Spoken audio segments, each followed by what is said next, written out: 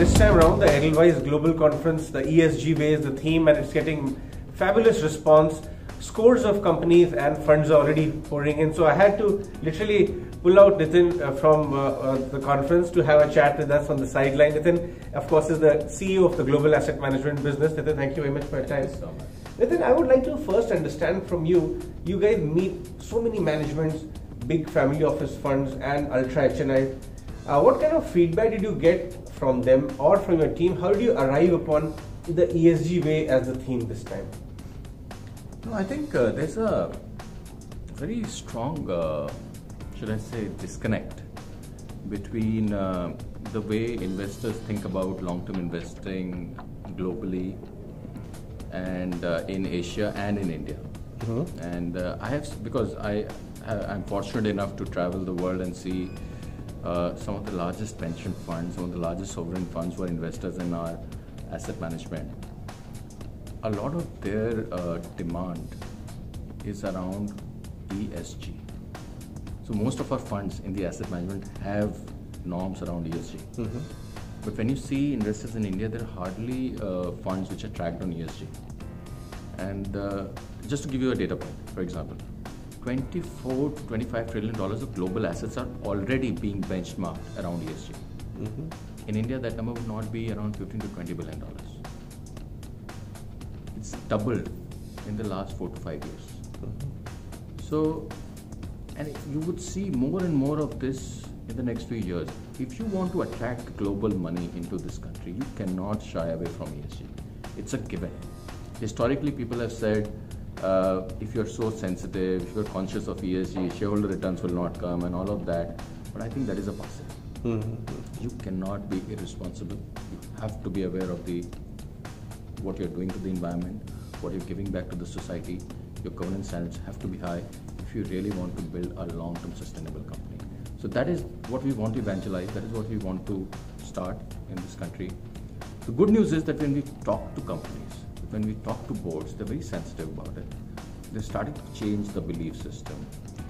And this is our humble way of contributing back and getting the thing. Sure. In fact, in the last couple of months, we have seen in our own markets, because the market is a very cruel teacher, as they say.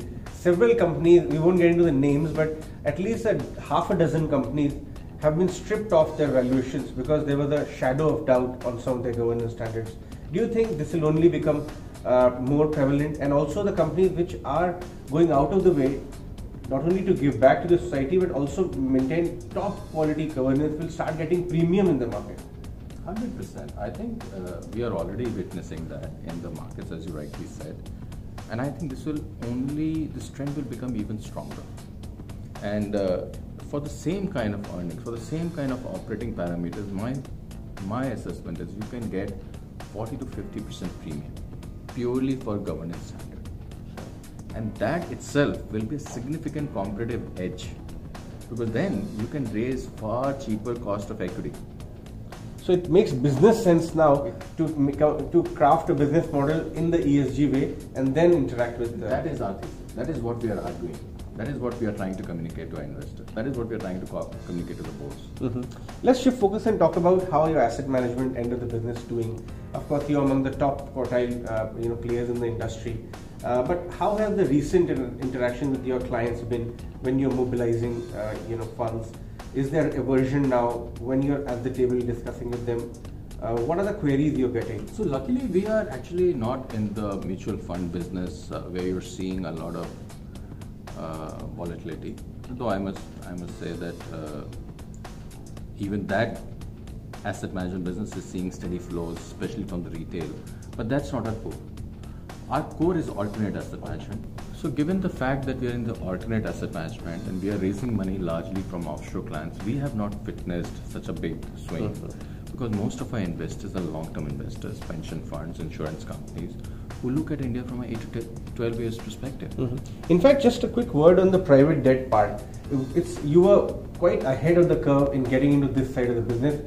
The awareness level in general is quite low around it. But I've had interaction with your team members, and they say that it is a 12-13% kind of a return business on an 8-9 year period, and a great compounding vehicles for large ticket size investors like that. Do you think India as well will start witnessing some interest, or domestic investors will also start seeing it very 100%, 100%. So, I will ask you a question. On one side, you have equity returns, right, which are, let's say, 14% at best on a CAGR basis, right? Post-tax, it becomes 12.5. Fair? Okay. Second alternative is fixed deposits. There is actually nothing in between. Fixed deposits, practically for most people, offer you post-tax returns of 4.5 to 5%, which is actually not even beating inflation. $2 trillion of Indian household savings are lying in fixed deposits and CASA. $2 trillion. We have to beat fixed deposits. That is our mindset. Right. So if we can deliver 8 to 9% post-tax, we think there is a massive opportunity. Right. That is our basic business model. Not only for Indian clients, but also for global clients, yield is a very big deal. Right. So our entire alternate asset management is around delivering yield. And you have managed to conduct some big transactions recently as well, probably some more on the way. So that the chase for yield is bringing these marquee funds like the Canadian Pension Fund deal which happened, the Alliance one. And you think this is more of this will happen going forward? Yeah, and I think these are some of the names that they are very large, but there are a host of other pension funds, host of other insurance companies which have invested with us. And we think not only with us, this will happen for a lot of other players also. I hope they are finding India very attractive. Right. And don't get mistaken by these volatilities in the country. If you have to think for the next 15 to 20 years, which are the investable opportunities today, a large economy which is growing, very unlikely that you can ignore India. So money will come, long-term money will come. We have to ensure that we are managing our inflation well, we are managing our fiscal deficit well, we are ensuring that the tax norms are in place, we are not changing the regulations too frequently. If we don't tinker around with the regulations too much, I see no reason why we will not attract global solid pools of money consistently. All right, Nitin, on that note, thank you so much for your time. Good luck for your conference. Have a great one.